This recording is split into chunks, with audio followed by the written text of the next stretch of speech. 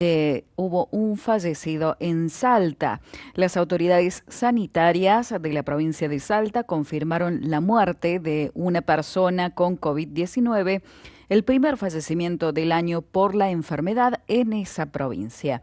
Esa jurisdicción mostró una importante suba en los casos en los últimos días, en sintonía con la duplicación de registros de la enfermedad a nivel nacional en la última semana. Como consecuencia del incremento de casos, el Ministerio de Salud Pública recomendó continuar con las medidas de higiene y cuidados para evitar su propagación. La aparición de una nueva cepa del virus y los bajos niveles de vacunación actuales son dos factores que complejizan la situación. Para hablar al respecto, ya estamos en contacto con el doctor Oscar Atienza, magíster en salud pública. Muy buen día, doctor, ¿cómo está? Carolina le saluda. Hola, ¿qué tal? ¿Cómo está? Buen día, Carolina. Muchas gracias siempre por la comunicación. Gracias a usted. Bueno, lamentablemente un fallecido por COVID en Salta. Así es el primer fallecido de este año. Es triste y lamentable, sobre todo porque es una enfermedad que se puede prevenir, ¿no? Pero como está todavía a nivel de pandemia y con un brote de casos bastante importante, creo que este tipo de noticias las vamos a tener por mucho tiempo más, ¿no? Hay una nueva variante que está afectando al mundo, que apareció en el mes de agosto, Ujú. una variante que se llama Pirola o JN1, es el nombre científico, que en este momento, por ejemplo, en Italia ha hecho colapsar el sistema sanitario, no tienen más camas de terapia intensiva, no tienen más camas de internación, las guardias están todas llenas de gente, internando personas en las ambulancias. En España, por ejemplo, hay un estado de gripalización completo en prácticamente todos los españoles, porque no solo los está atacando el COVID, sino también la gripe A y el virus sincitial respiratorio, así que allí la situación también es grave. Y en Estados Unidos, 1 de cada 23 estadounidenses está en este momento con COVID. Así que es una variante que está poniendo nuevamente en jaque a los sistemas de salud y genera ahí algunos nuevos desafíos. Y este brote que estamos teniendo en la Argentina ya lo veníamos anticipando. Yo en el mes de noviembre ya anticipaba que a partir del 15 de diciembre íbamos a tener aumento de casos y esto se va a sostener por lo menos hasta fines de mes. Ajá. Los casos detectados en realidad son muy poquitos. Cuando uno analiza, en el mes de diciembre estábamos a un ritmo de 80-85 casos detectados y hoy estamos a un ritmo de casi 460, es decir, que aumentó muchísimo. Ahora, quienes nos escuchan dirán, son pocos casos comparados con los que tuvimos en algún momento. Bueno, Claro. la realidad es que hoy no se está testeando y estos 460 casos que estamos teniendo corresponden solamente a personas que llegan a los hospitales con algún grado de complicación. Es decir, que la cifra real hoy de casos en la Argentina puede estar entre los 100 y 150 mil casos diarios. Lo que pasa es que como estamos vacunados, la gravedad de esos casos son muy bajos. Pero seguramente todos nosotros conocemos a una o dos personas o más que están con algún cuadro respiratorio, ya sea con moco, fiebre, malestar general, decaimiento, y eso probablemente se corresponda con el COVID, ¿no? ¿Cuándo tenemos que decir si tenemos que ir a ver a nuestro médico? ¿Cuáles son esos síntomas que tenemos que percatarnos de que acá hay una llamada de atención? En este momento y por las particularidades de la situación en la Argentina, en donde están convergiendo dos pandemias, la del dengue y la del COVID, y que tienen síntomas muy parecidos, porque ambos se presentan como un cuadro gripal, yo les diría que consulten por cualquiera de los síntomas. Ujú. Normalmente en situación normal les diría, bueno, miren, consulten, si estuviera solamente el COVID, consulten cuando les falte el aire, pero como tenemos convergencia de estas dos enfermedades y es necesario diagnosticar cuál de las dos es, yo les diría que ante cualquier síntoma, cuadro gripal, fiebre, malestar, dolor de cabeza, dolor de articulaciones, articulaciones de las manos, de los pies, que consulten al médico para que el médico haga el diagnóstico diferencial y yo tenga la certeza de saber si es COVID o es dengue. Porque en Mm. el caso del dengue, si ya he tenido una vez dengue y me contagio nuevamente de dengue, tengo la posibilidad de hacer una modalidad grave, que es la hemorrágica. Claro. Entonces es importante hacer el diagnóstico diferencial y decirle a la persona, mire, usted tuvo dengue, se va a tener que cuidar a partir de ahora como nunca. En el caso de COVID es distinto. Digo, si tengo falta de aire, lo más probable es que sea COVID, y ese es un signo de gravedad. De modo que yo les diría en este momento, y si agarren el teléfono, casi todas las personas tienen un teléfono de algún médico, consulten y vean si pueden hacer el diagnóstico diferencial, ¿no? Así que cualquiera de estos síntomas es motivo de consulta. ¿Es necesario el aislamiento también, como se hacía en momentos de pandemia? No sé si aislamiento, pero aquella persona que está con sintomatología gripal, yo al menos le pediría que use un barbijo. ¿Para qué usar barbijo? Para no contagiar a los demás. Eso es importante. Y si está en su casa, las ventanas bien abiertas para que se ventile el ambiente y evite el contagio hacia los que conviven con la persona. Yo creo que con esos cuidados es suficiente. Si van a viajar en colectivo, en avión, van a ir a algún aeropuerto, se van a ir de viaje a algún país, en estos lugares habría que usar barbijo, ¿no? Sobre todo en los aviones, aeropuertos, lugares de alto tránsito de personas, sobre todo los que van a Estados Unidos y Europa, porque allí es impresionante la cantidad de casos de COVID que hay. En esos casos recomendaría además el uso del barbijo. Bien, aquellas prevenciones que tanto en la pandemia aprendimos a hacer, nos hemos olvidado de hacerla, la higiene, todo eso, ¿sirve para este caso, para esta cepa también? Sí, y es particularmente importante en esta nueva cepa. Sobre todo el lavado de manos. Fíjese que habían dos medidas que utilizábamos siempre, que era el lavado de manos y el uso de barbijo. Sí. Se encontró que el lavado de manos era más efectivo que el uso de barbijo. No porque el uso del barbijo no sirva, sino porque lo usamos mal al barbijo. Siempre lo usamos con la nariz afuera, un poco en el mentón, entonces la efectividad se perdía del barbijo. Si se pusieran el barbijo como corresponde, un barbijo de calidad, Sí. Se evita el contagio.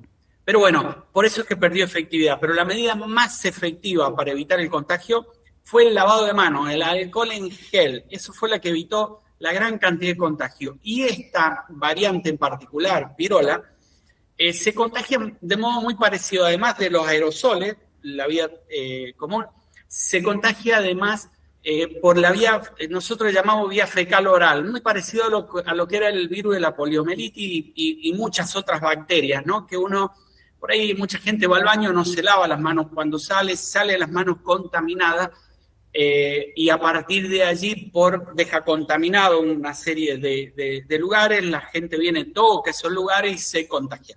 De modo que es principalmente importante para evitar el contagio de esta nueva variante, la higiene de manos, ¿no? Yo creo que hay que volver a poner el potecito de alcohol en gel en todos los comercios, los lugares, porque ha desaparecido. Y me parece que hay que volver a insistir en ese tipo de medidas. Y si tiene sintomatología, lo vuelvo a repetir, el uso del barbijo bien colocado es súper efectivo, no se van a contagiar. Hemos tenido médicos que han trabajado durante toda la pandemia con el barbijo y no se han contagiado. Lo que pasa es que a nivel de comunidad por ahí no se lo sabe usar, hubo muy poca enseñanza en ese sentido y la gente usaba por ahí el barbijo con la nariz afuera, eso es prácticamente La nada no tener misma. colocado nada. Claro, claro. Con respecto a esta persona fallecida en Salta, ¿existe, usted sabe, alguna información sobre esta persona? Si ha tenido, si es una persona mayor, si ha tenido comorbilidades, si tenía alguna patología previa. No tengo mucha información sobre el caso, pero a nivel estadística, era una persona mayor, eso seguro, pero a nivel estadística, las comorbilidades son las que terminan determinando la gravedad de la enfermedad. Una persona, digo, la mayor parte de las personas que fallecen en este momento lo hacen porque tienen alguna enfermedad, circunstancialmente están pasando por alguna enfermedad y el COVID viene y los desestabiliza. Por ejemplo, los diabéticos, los hipertensos. El caso de los diabéticos es porque el metabolismo no funciona correctamente. En el caso de los hipertensos, porque en algunos casos puede haber alguna insuficiencia cardíaca. El corazón momentáneamente no está pasando un buen momento y viene el COVID, nos afecta la parte respiratoria, ingresa menos oxígeno y termina complicándonos. Así que mayoritariamente, le diría, más del 80% de los casos en este momento que terminan en una terapia intensiva es porque tienen alguna enfermedad circunstancial o alguna enfermedad crónica. Por lo que yo le diría a las personas que son diabéticos, que tienen enfermedades crónicas, artritis, lupus, insuficiencias cardíacas, problemas de todo tipo del corazón, vacúnense, asegúrense de tener al menos una vacuna en el último año, porque es un virus que cuando nos agarra en algún momento complejo de nuestra salud, termina desestabilizándonos, y eso es lo que hay que tratar de evitar. El tema de proteger nuestro sistema inmune, de tener altas defensas, también es importante, ¿no? Sí, aunque es algo relativo porque es muy difícil, no hay un mecanismo por el cual podamos decir vamos a levantar nuestras defensas. Mucha gente por ahí piensa que tomando complejos vitamínicos las defensas van a estar mejor. La realidad es que no, que es algo circunstancial y depende de, por ejemplo, lo que está pasando en España en este momento. Tienen muchos casos graves porque hay personas que tienen hasta 2 enfermedades de modo simultáneo. Tienen gripe A, gripe B o COVID, todos juntos. Claro. ¿Qué es lo que pasa allí? Y viene una de las enfermedades estas, me baja las defensas, nuestro sistema inmunitario se pone a trabajar para repeler esa enfermedad, viene otra, me contagia, y allí es donde empiezan los problemas, allí es donde el sistema inmunitario empieza a tener alguna dificultad para poder responder, y es en donde terminamos en una guardia o en una terapia intensiva. Así que les diría que no hay mucho para poder tener el sistema inmune mucho más fuerte, por ahí vitamina C, asegurarse de tener buenas dosis de vitamina C, porque eso sí va a hacer que la gripe A esté más controlada, no así el COVID, pero si por lo menos puedo frenar una de las enfermedades, contrarrestar los efectos de una, ya mi sistema inmunitario se puede dedicar a la otra. Así es que es eso, mantenernos siempre bien sanos, tratar de evitar los contagios de enfermedades, es lo que hay que hacer, no mucho más que eso. Con respecto al cuidado de los niños. Los niños, a ver, el gran problema con los niños lo vamos a tener nuevamente a la vuelta de la escuela, en el mes de marzo y abril, que vuelven al colegio, y allí va a estar esta variante esperando. Yo creo que vamos a tener aumento de casos, así como en noviembre les dije que iban a aumentar ahora los casos, ya casi puedo anticipar que sobre finales de marzo, principio de abril, van a empezar a aumentar los casos nuevamente y va a ser a expensa de los chicos. ¿Yo qué les diría a los papás? Si el chico está enfermo, tiene algún síntoma respiratorio, no lo mande a la escuela. Porque tenemos muy internalizado esto de Sarmiento que nunca faltó a las escuelas y eso siempre pega fuerte y es como que si no vas a la escuela te perdiste. No hay que mandar a los chicos a la escuela cuando están enfermos, hay que dejarlos en su casa que se recuperen, porque además van a contagiar a los demás chicos. Las dos principales, en los 2 estudios más grandes que hay en Estados Unidos sobre escuelas y niños, se encontró que el foco de mayor diseminación del COVID fueron las escuelas y los que mayormente enfermaron a los núcleos familiares son los chicos de menos de 7 años. Son los que más andan a los abrazos entre ellos, son mucho más cariñosos. Entonces, el problema es cuando mandamos un niño enfermo a la escuela que termina contagiando a los demás. Así es que en un mes creo que hay que empezar a tener ese cuidado. Por más de que no tenga fiebre. Si los síntomas son simplemente vías respiratorias o algún moco, tampoco, mejor que por unos días no vayan. No vaya a la escuela.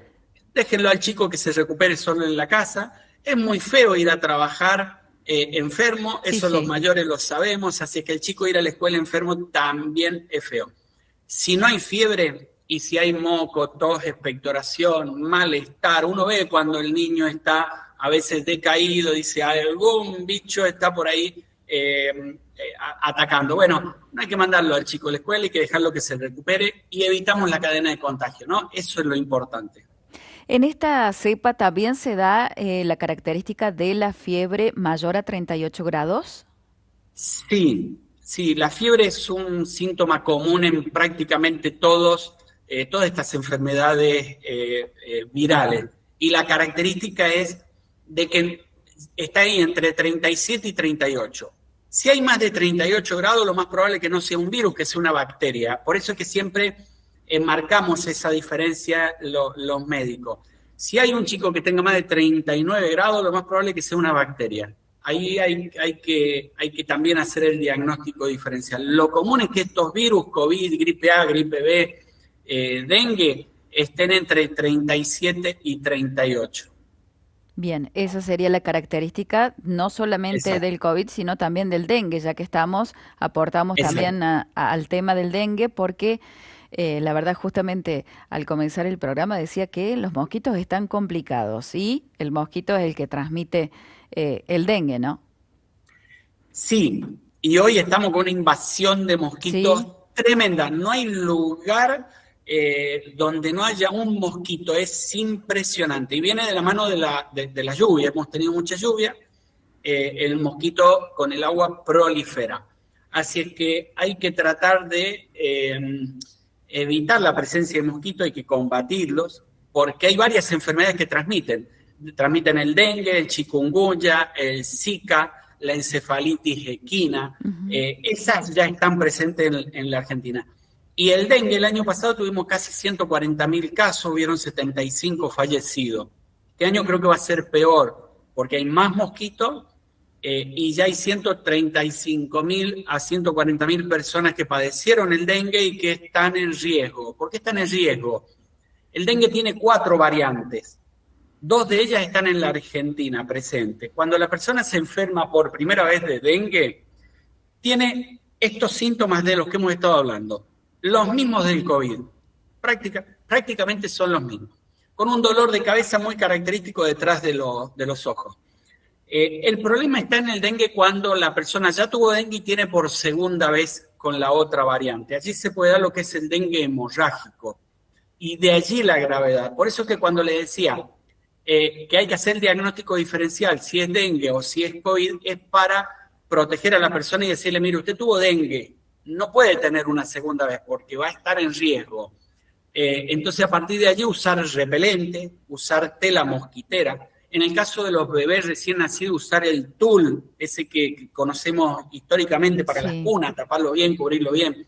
Descacharrados, salgamos a los patios, subamos los techos, nos fijemos que no haya ningún tipo de recipiente con agua. El mosquito del dengue es un mosquito hogareño, está dentro de nuestras casas, en nuestros patios, en nuestros techos, se reproduce allí. Una tapita de gaseosa con agua es suficiente para que se críen los mosquitos. En 4 o 5 días ya tengo larvas y en menos de 7 días está el mosquito saliendo. Si hay mosquitos en nuestras casas, seguramente en algún radio de no más de 50 metros hay algún recipiente que los está criando. Si no tenemos ningún recipiente que críe esos mosquitos, no hay mosquitos en nuestras casas. Y eso hay que trabajarlo junto con los vecinos. ¿Sí? Hay que juntarse Claro. con los vecinos y hacer descacharrado, limpieza de patio y techo. Y también tener en cuenta aquellos que tenemos mascotas, ellos también generalmente allí tenemos agua. Bueno, en ese sentido hay que renovar eso diariamente para que no se forme la larva ahí en el agua, ¿no? Todos los días, floreros que tengamos en nuestras casas, hay mucha gente que tiene un frasquito y tiene ahí un potus, alguna plantita para echar raíces. Mírela con detenimiento porque seguramente yo les puedo asegurar que si van en este momento y miran, debe haber alguna larva ahí. Y como uno no es algo que mire eso constantemente, Claro, están, yo les puedo asegurar que están. Esos recipientes de agua no los tendrían que tener, las piletas, los bebederos de mascotas, todo lo que sea agua limpia, porque al mosquito del dengue le gusta el agua limpia, el agua ajá. cristalina. Allí es donde se cría principalmente. Usted dio una cifra, 140.000 enfermos, si no me equivoco. ¿Hubo regiones de Argentina más problemáticas con mayor cantidad de casos? Sí, todo lo que fue Tucumán, Salta, parte de Santiago del Estero, tuvieron muchísimos casos. Misiones también. En este momento se espera un brote, un brote de dengue entre los meses de febrero y mayo, que es más o menos en la época que vamos a tener un crecimiento de casos, y se lo espera para toda la parte de centro y este del país. Es decir, desde Córdoba, Buenos Aires, Córdoba, Santiago del Estero, Tucumán, Salta, Jujuy, Chaco, Formosa, Santa Fe, Entre Ríos, Misiones, Corrientes, toda esa zona va a ser zona de alto riesgo para dengue. Es donde vamos a tener la mayor cantidad de casos y brotes entre los meses de febrero y mayo, que es en donde se concentraron la mayor cantidad de casos el año pasado. ¿Existe una vacuna contra el dengue, doctor? ¿Qué información tiene usted para contarnos? Sí, hay una vacuna, se llama Qdenga, es japonesa, está disponible en las zonas endémicas. El problema es que no es gratis, hay que comprarla, hay que pagarla, cuesta algo de 60.000 pesos en este momento. Es a 2 dosis, se coloca una dosis, a los 3 meses la segunda dosis, y a los 3 meses se logra una inmunidad de casi el 90%, es decir que deja una inmunidad importante. Yo la recomiendo sobre todo para los que tuvieron dengue por primera vez. Ujú. Para esas personas les recomendaría, porque si tienen dengue por segunda vez, tienen unas altas chances de hacerlo de modo grave. Así que en esos casos, sobre todo, estaría recomendando esta vacuna. Es cara, pero bueno, creo que valdría la posibilidad, digamos, vale la pena de que se la coloquen. Bien, volviendo un poquito a los casos de COVID y teniendo en cuenta las prevenciones que tenemos que hacer, si puede ser tan amable de reiterar esas prevenciones, teniendo en cuenta también todo lo que podemos llegar a hacer para que esos casos de COVID sean menos, ¿no? Sí, es muy importante el lavado de manos, repetimos, Sí. el uso de barbijo. Si van a hacer un viaje en colectivo, en avión, si van a ir a buscar a algún familiar que llega a un aeropuerto, que llega a una terminal de colectivo, usar barbijo. Si voy a ir a un centro médico, ya sea consultorio, clínica, sanatorio, hospital, usar barbijo, porque hay muchísimos casos de gente allí que tiene COVID. Pero sobre todo creo que lo más importante es que si hiciéramos esto todo, cortaríamos la cadena de contagio. Es decir, aquel que tiene síntomas, la persona que tiene síntomas, si ya tiene síntomas es porque seguramente tiene gripe A o COVID, que son las dos más importantes en este momento. Si usaron barbijo, no van a contagiar a nadie. Esa persona se contagió porque hubo alguien que estuvo contagiado y que no usó barbijo. Entonces, si la persona que está sintomática usa barbijo, yo le diría que no hay ningún tipo de posibilidad de que esta enfermedad se siga extendiendo. Por eso que creo que hace falta mucha más educación y explicarle a la gente que esa es la clave del poder evitar el contagiarse con cualquier enfermedad respiratoria, ¿no? Ahí cortaríamos principalmente la cadena de contagio. El tema de los barbijos estos descartables, tienen una buena, digamos, forma de prevenir. Los barbijos que a veces hemos visto, barbijos de tela, ¿cuáles son los barbijos que realmente deberíamos utilizar y si funcionan los dos de la misma manera? A ver, eh, los barbijos de telas ya no hay que usarlos más. Se recomendaron un momento en el que no habían barbijos, no existían los barbijos, entonces era una barrera, ya no hay que usarlos más. Lo que hay que usar son barbijos estos quirúrgicos, los descartables o celestitos, Ujú. que incluso una persona lo puede usar por varios días, no hay ningún tipo de problema. En el caso de que esté con sintomatología, tiene que cambiarlo todos los días. El otro que se puede utilizar son los KN95, que son esos más rígidos, más duritos, o también los del CONICET.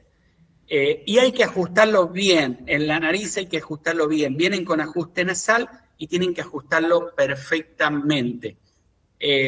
Así que serían los recomendados, ¿no? El quirúrgico, el KN95 o los del CONICET. El de tela común yo diría ya no hay que usarlo más porque en realidad no protege absolutamente nada.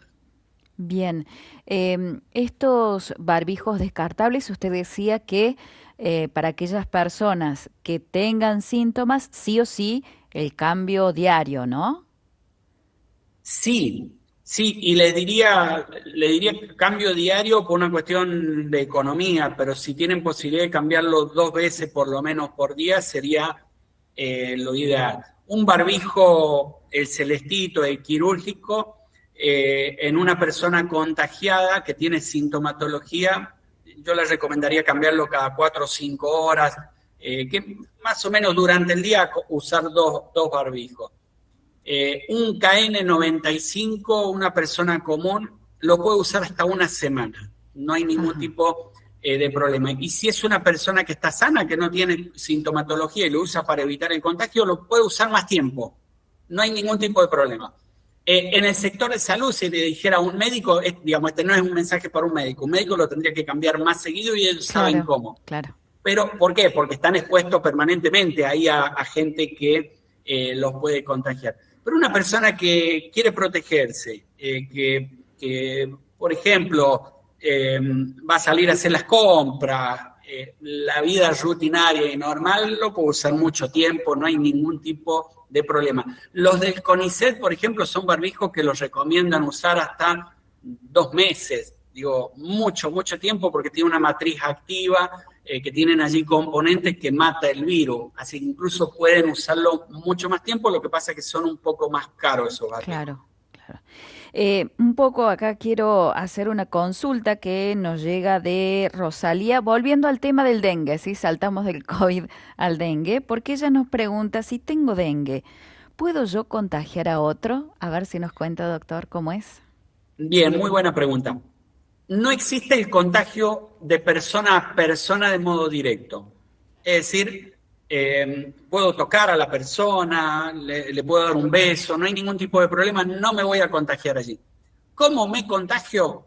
Si yo estoy enfermo, viene un mosquito, me pica y se va y pica a la otra persona. Lo que hace ahí es trasladar el virus entre personas. Por eso es que el dengue sin el mosquito no existiría. Si nosotros combatimos el mosquito, no hay forma de que yo me contagie. Es muy importante que si tengo una persona con diagnóstico de dengue en la casa, se aísle por este motivo, porque si hay mosquito, lo van a Claro, picar y cuando vayan y piquen a las otras personas sanas de la familia, lo terminan contagiando, que es lo que encontramos. Cuando encontramos una persona contagiada, en la familia se contagian todos, porque son los mismos mosquitos que están varios días adentro y pican a todas las personas y van trasladando el virus entre ellos. Pero de modo directo, no hay modo que me contagie. Sí o sí necesito el mosquito. siguiendo hablando de el dengue, aquí Graciela nos hace otra consulta, dice, pasados los 60 años, ¿es efectiva la vacuna contra el dengue? Sí, sí, sí, es efectiva. Desde los 4 años en adelante está recomendada la vacuna. Les diría que principalmente por las mismas razones que hablábamos recién, siempre uno cuando tiene más de 60 años ya hay algunas enfermedades que estamos teniendo, algunas de estas enfermedades son enfermedades crónicas y hace falta que no me enferme de otras. Así que les diría que principalmente en las personas de más de 60 años se vacunen contra el dengue y vean si no tienen que hacer el refuerzo de COVID, ambas. Bien, perfecto. Doctor Oscar Atienza, le agradecemos por esta comunicación y bueno, seguramente vamos a estar siguiendo hablando de este tema del COVID, si en el caso de que sigan sumando los casos. Le agradecemos entonces por esta comunicación, doctor. Gracias a ustedes por la comunicación, un gusto siempre y disponible para lo que necesiten. Muchísimas gracias.